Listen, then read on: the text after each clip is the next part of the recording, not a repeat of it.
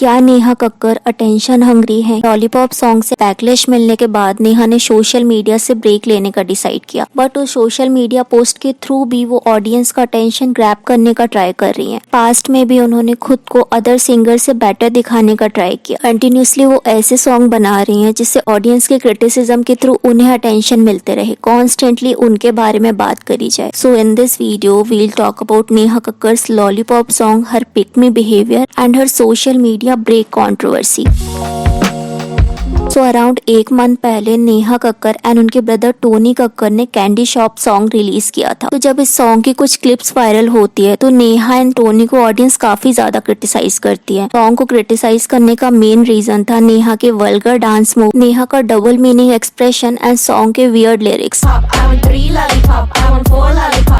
Audience ने यहाँ Tony को भी क्रिटिसाइज किया कि कैसे वो अपनी सिस्टर से एक वियर्ड सॉन्ग में एक वियर्ड स्टेप करा सकते हैं। तो लॉलीपॉप सॉन्ग के सिर्फ स्टेप ही वल्गर नहीं थे, बल्कि अगर आप लॉलीपॉप सॉन्ग के लिरिक्स देखोगे ना तो उस सॉन्ग का कोई मीनिंग ही नहीं है। बस 90% सॉन्ग में उन्होंने लॉलीपॉप बोला है।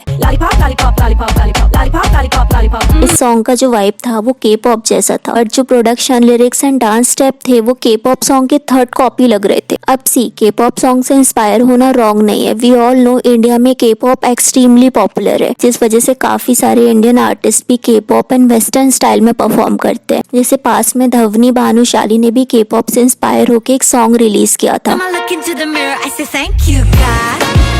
सुनिधि चौहान भी वेस्टर्न स्टाइल में लाइव शो परफॉर्म करती है। उनका यहाँ खुद का अपना एक स्टाइल भी होता है, जिस वजह से ऑडियंस उन्हें पसंद करती है। बट यहाँ नेहा एंड टोनी ने पूरा का पूरा के पॉप सॉन्ग कॉपी कर लिया। तो अगर आप के पॉप का एंटी फ्रेजाइल सॉन्ग देखोगे एंड लॉलीपॉप सॉन्ग से उसका कंपेयर करोगे तो पूरा का पूरा लॉलीपॉप सॉन्ग के पॉप से कॉपी किया गया है। इवन टोनी एंड नेहा के काफी सारे म्यूजिक वीडियो के पॉप से पूरा कॉपी होते हैं। एंड जब ऑडियंस उन्हें कॉल आउट करती है, इंटरव्यूज में उनसे क्वेश्चन किया जाता है, तो टोनी कक्कर बोलते हैं कि हमारे म्यूजिक वीडियो कॉपी हो सकते हैं बट लिरिक्स नहीं। आप किसी भी सॉन्ग के लिरिक्स को कंपेयर करके बता दो। आपको कभी भी गाने में नहीं मिलेगा।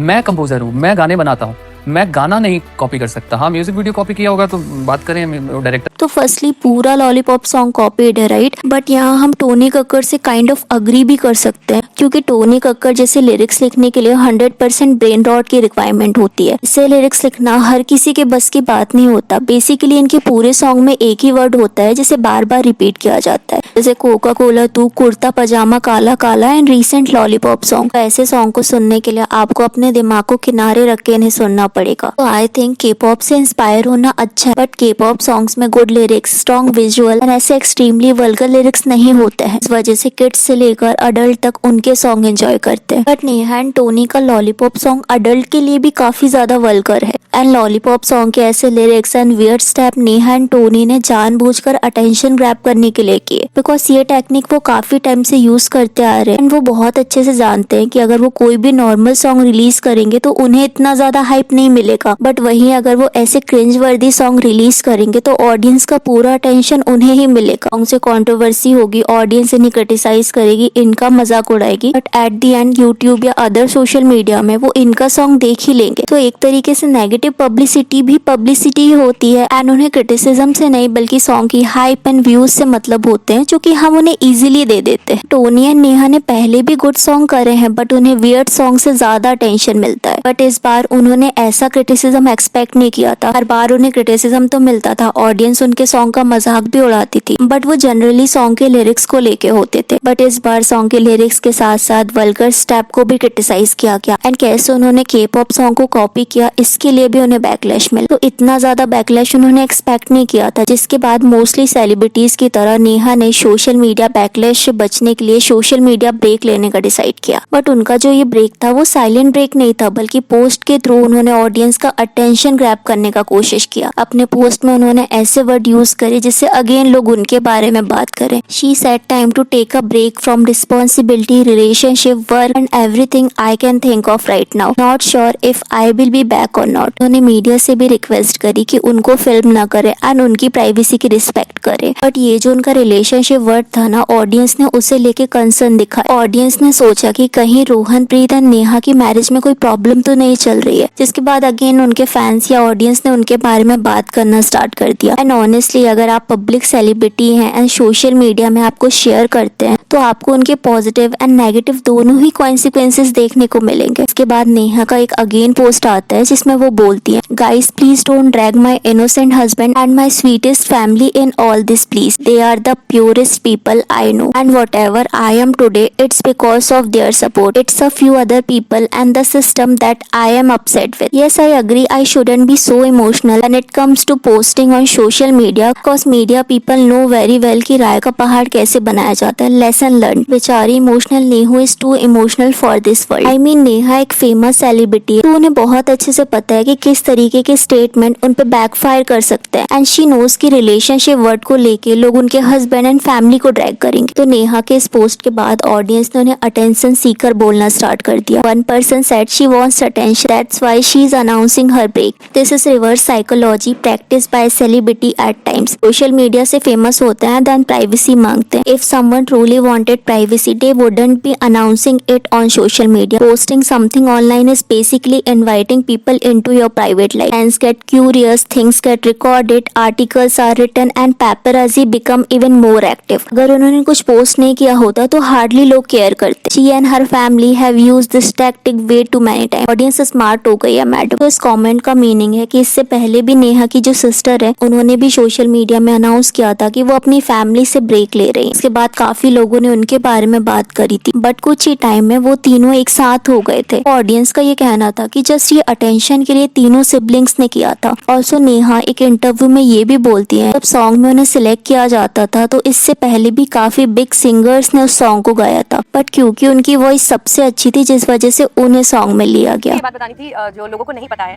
मैंने अभी तक जितने भी गाने गाए हैं उन सब गानों को जितने भी टॉप के सिंगर्स हैं उन सब ने गाया है और मैंने भी गाया है क्योंकि मैं सबसे अच्छा गाती हूँ इसलिए मेरी आवाज रखी जाती है and I am very proud of my self कि कोई भी गाना मेरे आगे लेके आ दो एंड आई किल इट। तो यहाँ हमें नेहा का attention seeking and pick me behaviour भी देखने को मिलता है। Of course Neha amazing singer है, वो काफी टैलेंटेड है एंड पास्ट में उन्होंने काफी सारे पॉपुलर सॉन्ग दिए हैं बट सॉन्ग में नेहा को सिलेक्ट करने का मीनिंग ये नहीं है कि नेहा सबसे अच्छा गाती है। सिंपल मतलब है कि अदर सिंगर्स की जो वॉइस है वो उस पर्टिकुलर सॉन्ग के लिए फिट नहीं बैठ रही थी बट नेहा की जो वॉइस है उस पर्टिकुलर सॉन्ग के लिए मैच हो रही थी। एग्जाम्पल के लिए अगर किसी सिंगर की स्वीट वॉइस है एंड म्यूजिक डायरेक्टर को उनसे कोई चटपटा गाना सिंग कराना है तो शायद उनकी वॉइस उस सॉन्ग पे परफेक्ट ना बैठे। एग्जाम्पल के लिए श्रेया घोषाल की स्वीट वॉइस है एंड सुनिधि चौहान की डिफरेंट वॉइस है तो अगर सुनिधि श्रेया के सॉन्ग गाएंगे तो वो अच्छा तो लगेगा बट वो उस सॉन्ग के लिए परफेक्ट फिट नहीं होगा। मगर श्रेया घोषाल भी सुनिधि का शीला की जवानी सॉन्ग गाती तो वो शायद उतना बेटर नहीं होता क्योंकि सारे सिंगर का एक डिफरेंट जॉनरे होता है। अभी के टाइम पॉपुलैरिटी के बेसिस पे भी सिंगर को हायर किया जाता है तो यहाँ कभी कभी नेहा डिल्यूजनल भी एक्ट करती है। अगर आप नेहा का करियर देखोगे तो नेहा पहले माता के जागरण में गाती थी, भजन गाते थे। यस,